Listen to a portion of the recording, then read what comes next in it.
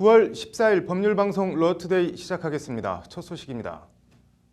방송인 김제동, 김미화 씨, 소설가 이회수 씨 등 이른바 MB 정권판 국정원 블랙리스트와 박원순 제안 문건에 대해 국정원이 오늘 검찰에 수사를 의뢰했습니다. 검찰은 국정원 관련 사건을 수사 중인 서울중앙지검 수사팀에 사건을 배당하고 즉각 수사에 착수했습니다. 정순영 기자입니다. 검찰의 행보가 빠릅니다. 검찰은 수사 착수 즉시 블랙리스트에 오른 배우 문성근 씨를 18일 조사하기로 했습니다. 국정원이 오늘 검찰에 수사를 의뢰한 사안은 크게 두 가지입니다. 하나는 이른바 박원순 제안 문건으로 알려진 박원순 서울시장 및 좌파 등록금 문건, 다른 하나는 문화 연예계 블랙리스트입니다. 박원순 제안 문건은 박 시장과 반값 등록금 등 박 시장의 정책을 종북 좌파로 규정하고 국정원 차원의 조직적인 여론전을 벌인 혐의입니다. 문화 연예계 블랙리스트는 이른바 좌파 연예인 퇴출을 위한 국정원의 전방위적인 압박과 관련된 수사입니다. 2009년 김주성 당시 국정원 기조실장 주도로 작성된 좌파 문화 연예인 블랙리스트 명단은 방송인 김제동, 김미화 씨, 가수 윤도현 씨, 소설가 이회수 씨 등 모두 82명이 포함됐습니다. 이 가운데 김미화 씨는 진행하던 라디오 프로그램에서 퇴출됐고 이회수 씨는 진행하던 라디오 프로그램이 폐지됐습니다. 특히 윤도현 씨와 김제동 씨의 경우엔 소속사가 세무조사까지 받은 것으로 전해졌습니다. 진중권 교수도 진행하던 대학 강의가 돌연 폐강되는 등 실질적인 피해를 본 인사들이 다수 있는 것으로 알려졌습니다.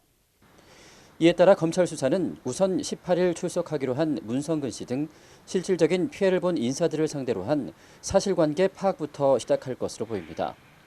검찰은 일단 사건을 국정원 댓글 사건 등을 수사 중인 서울중앙지검 공안 2부와 공공형사부에 배당했습니다. 관련해서 검찰은 수사 의뢰된 내용에 대하여 공소시효 등을 충실히 검토해 신속하고도 철저하게 수사를 진행해 나가겠다고 밝혔습니다. 1차 수사 타깃은 원세훈 전 원장과 김주성 전 기조실장입니다. 직권남용 공소시효가 7년 인점 등을 감안해 검찰은 신속한 수사를 위해 수사팀을 증원하는 방안도 적극 검토하고 있습니다. 법률방송 정순영입니다.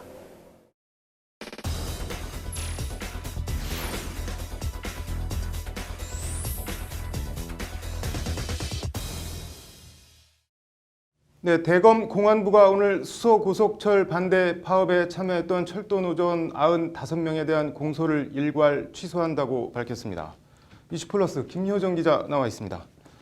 김 기자, 검찰이 공소 취소한 이번 사건 어떤 사건이었나요? 네, 검찰이 지난 2013년과 2014년 철도 민영화 저지를 명분으로 두 차례 파업에 참여해 업무 방해 등의 혐의로 기소된 철도 노조원 95명에 대한 공소를 취소한 건데요. 네. 검찰은 오늘 파업에 참여한 나머지 노조원도 무죄 선고가 예상되므로 불필요한 공소 유지로 노조원의 법률상 지위를 장기간 불안정한 상태에 놓이게 할 필요가 없다고 생각한다고 공소 취소 이유를 밝혔습니다. 네, 나머지 노조원 무죄 선고 예상, 이건 어떤 말인가요? 네, 철도 노조 파업 사건으로 기소된 노조원은 모두 182명인데요. 네. 지난 2월 대법원이 김명환 철도노조 위원장 등 노조 지도부 4명에 대해 무죄 선고를 내리는 등 네. 무죄 선고가 잇따르고 있습니다. 네. 이에 따라 더 재판을 진행해 봐야 승소할 가능성이 별로 없다. 즉 공소 유지에 실익이 없다는 게 검찰 공소 취소 이유입니다. 네, 애초 잘못된 기소라는 걸 검찰 스스로 인정한 건데 상당히 이례적이에요. 네, 보통 증거를 보강하거나 공소장을 변경해서 재판을 유지하는 게 보통인데요. 네. 그런 형식으로 이기든 지든 대법원까지 끌고 가는 게 그동안의 통상 관례였습니다. 네. 검찰 스스로 재판을 접겠다 하고 공소를 취소한 건 말씀하신 대로 대단히 이례적인 일입니다. 네. 검찰이 이렇게 공소를 취소하거나 취하한 경우가 아주 없었던 경우도 아니지만 결이 완전히 좀 달랐죠, 이전에는? 네, 그전에는 일종의 정치 거래 성격이 있었는데요. 네. 또 노태우 정권 시절이던 1989년에는 네. 김대중 당시 평민당 총재를 국가보안법상 불고지죄 등으로 기소했다가 네.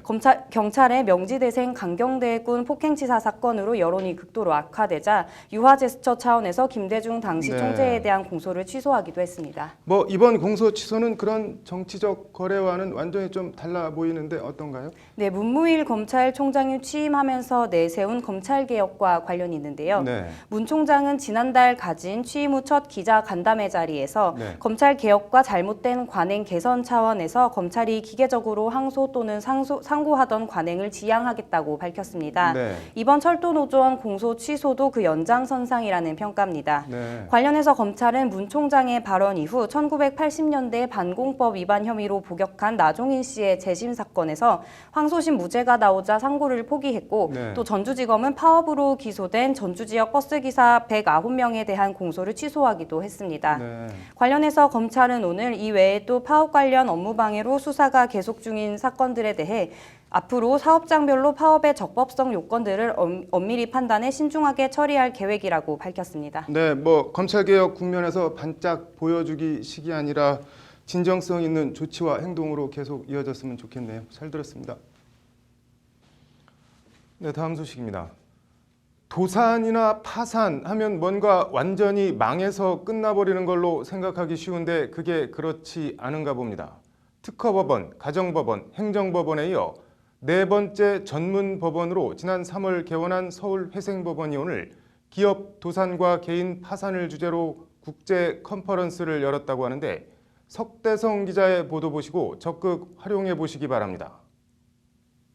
서울회생법원의 오늘 국제 컨퍼런스엔 미국과 영국, 중국, 일본 등 6개국의 도산 전문 법조인과 국내 파산 담당 판사 등 130여 명이 참석해 성황을 이뤘습니다.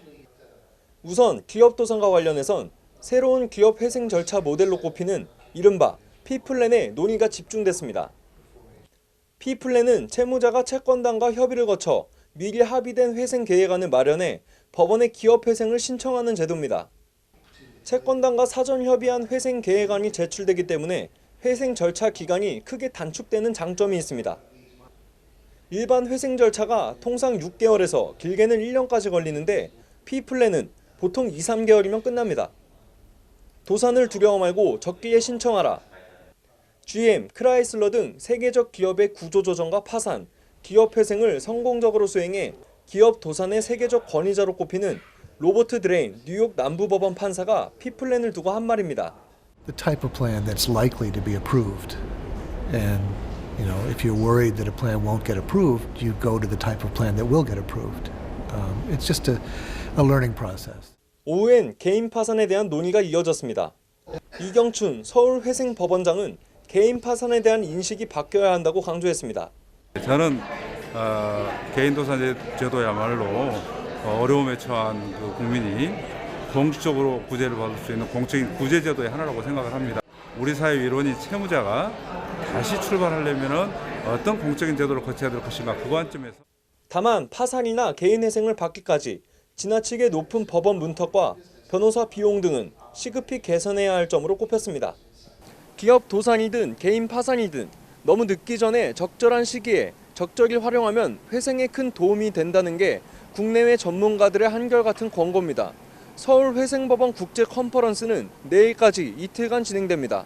법률방송 석대성입니다.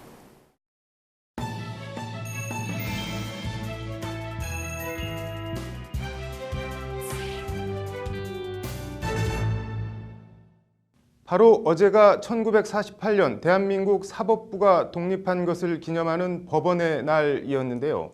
법원 70년, 국민참여재판 10년을 맞아 대법원이 국민참여재판에 대한 국민 이해도를 높이기 위해 오늘부터 1년간 전시회를 연다고 하는데 상식과 원칙이 통하는 사회 법률방송 현장기획 장한지 기자가 전시관을 미리 둘러보고 국민참여재판의 어제와 오늘, 내일에 대해 생각해봤습니다.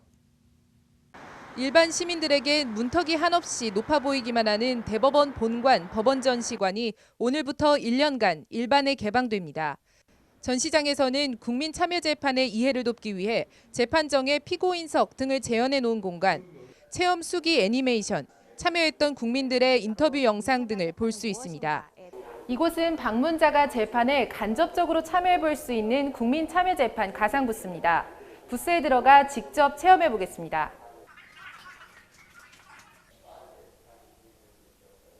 지금부터 국민참여재판을 시작하겠습니다. 재판 시작부터 모두 발언, 원고 피고의 공방과 그리고 선고까지 국민참여재판의 전 과정을 화면을 보고 실제와 똑같이 체험해 볼 수 있습니다. 법원 전시관은 국민참여재판의 그동안의 시행 10년 차를 맞이하는 그동안의 운영 성과와 재판의 절차, 배심원의 역할에 대해서 알기 쉽게 소개하고 법관의 시선, 국민의 시선, 이번 전시회의 제목입니다. 천편일률적인 법논리를 넘어 일반 국민들의 상식적 판단을 듣기 위해 도입된 국민참여재판은 10년 동안 16,000명이 넘는 시민들이 배심원으로 참여했습니다. 이 판결서를 자세히 보시면 이 배심원의 의견이 담겨지게 되는데요. 이 의견이 그대로 이 재판부에 전달되게 됩니다.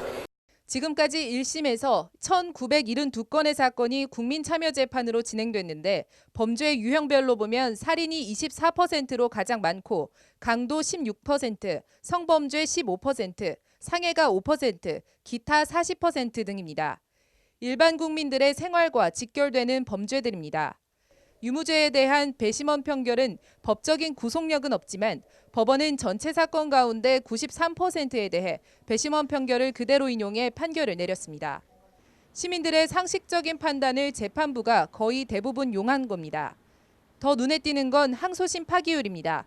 국민참여재판 배심원 결정에 불복한 항소심 파기율은 29.3%, 전국 고등법원 형사합의사건 파기율 41%보다 훨씬 낮은 수치입니다. 김명수 대법원장 후보자도 어제 인사청문회에서 국민참여재판에 이런 순기능을 적극 감안해 민사재판에도 도입하는 방안을 검토하겠다고 말했습니다. 그러나 국민참여재판은 여러 가지 한계도 있습니다. 일단 배심원들이 하루 만에 모든 심리를 종결하고 평결을 해야 하는 부담이 있습니다.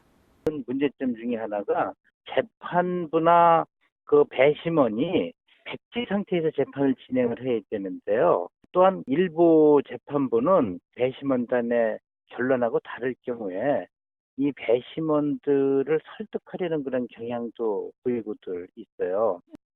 이제 10살 된 국민참여재판이 명실상부한 국민참여재판이 되기 위해선 관련 법 제도 정비와 법원의 전향적인 노력, 국민의 적극적 참여가 두루 필요하다는 것이 전문가들의 한결같은 지적입니다. 법률방송 장한지입니다.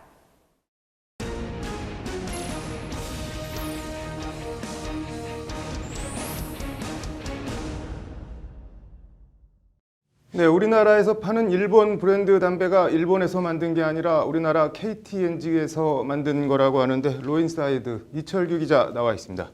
이 기자, KT&G와 서울세관이 이른바 로열티 소송이 붙었다고 하는데 어떤 소송인가요? 네, 이번 소송은요. KT&G가 서울세관장을 상대로 낸 관세 등 부가처분 취소 소송입니다. 네. 이 소송의 쟁점은 KT&G가 그 일본 유일의 담배 회사인 JTI, 이 회사에서 담배 원료를 수입해서 일본산 담배를 제조했는데요. 네. 이 가운데 그 담배 잎에 로열티 명목으로 관세를 부과한 28억 9천여만 원이 네. 부당하다고 하면서 낸 소송입니다. 뭐 담배잎에 붙는 로열티 관세가 부당하다는 건데 뭐 구체적으로 뭐가 부당하다는 건가요? 네, KT&G 측의 주장은요. 네. 이번에 뭐 상표가 붙어 있지도 않은 상태에서 수입된 원료, 그 바로 담배잎인데 네. 이 담배잎에 로열티 대금을 과세하는 건 부당하다는 거고요. 네. 우리나라 관세법이 로열티를 뭐 특허권과 실용신안권, 디자인권, 상표권 뭐 이렇게 분류하고 있는데 네. 담배잎에는 뭐 어떤 상표도 붙어 있지 않은 그냥 원재료일 뿐이니까 네. 여기에 로열티를 부과하는 건 법 위반이라는 게 KT&G 주장입니다. 네, 뭐 아주 틀린 말도 아닌 것 같은데 이 관세를 부과한 서울세관 주장은 어떻게 되나요? 세관은 뭐 당연히 법에 의해서 정당하게 부과했다는 입장인데요. 네. 이 관세법 시행령 제19조에서는요.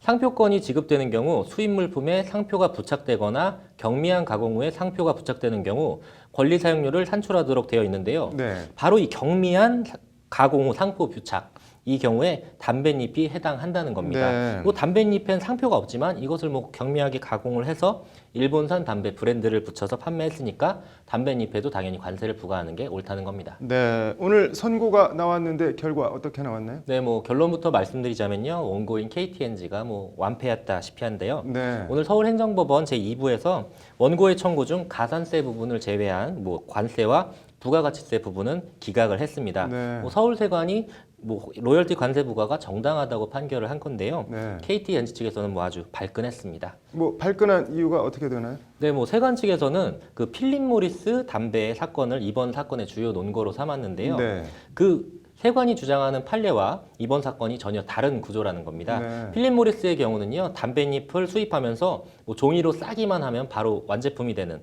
업계에서 부르는 말로 뭐 프라이머리 공정을 마친 각초를 수입하는 경우고, 네. 자신들은 어느 정도 가공이 안 돼 있는 원초를 수입을 해서 네. 담배를 만들어서 판매한 건데, 네. 서울세관과 재판부가 뭐 그 점을 간과했다는 거죠. 뭐 네. 한마디로 각초는 종이에 말아서 팔면 되는 필립 모리스와 공장에서 전부 다 공정을 거쳐 만들어야 하는 KTNG와는 전혀 다른 사안인데, 재판부가 실수든 뭐 의도적이든 이 점을 간과했다며 즉각 항소의 뜻을 밝혔습니다. 네, 뭐 재판 결과야 그렇다고 해도 외국산 브랜드 담배가 외국에서 만든 게 아니라는 거는 이번에 또 처음 알았네요. 잘 들었습니다. 네, 이어서 법조계 소식 전해드리겠습니다. 검찰이 오늘 민병주 전 국정원 심리전단장에 대해 구속영장을 청구했습니다. 민 전 단장은 원세훈 전 국정원장 등과 함께 사이버 외곽팀 댓글 부대를 운영하면서 수십억 원의 국가 예산을 횡령한 특가법상 국고손실 등 혐의입니다. 검찰이 카이 임원에 대해 분식회계 및 증거인멸 지시 혐의로 청구한 구속영장이 법원에서 또 기각됐습니다.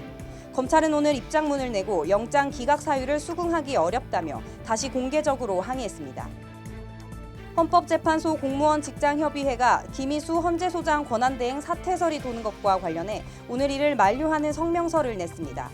협의회는 헌재소장 인준이 부결됐지만 남은 임기 동안 계속해서 국가와 국민을 위해 임무를 수행해 줄 것을 기대한다고 밝혔습니다. 보건복지부는 공중위생관리법 시행규칙을 내일자로 개정 공포하고 11월부터 시행합니다. 개정안은 미용업자가 최종요금을 고객에게 미리 고지하지 않을 경우 최대 영업정지 1개월의 행정처분을 할 수 있도록 하는 내용 등을 담고 있습니다.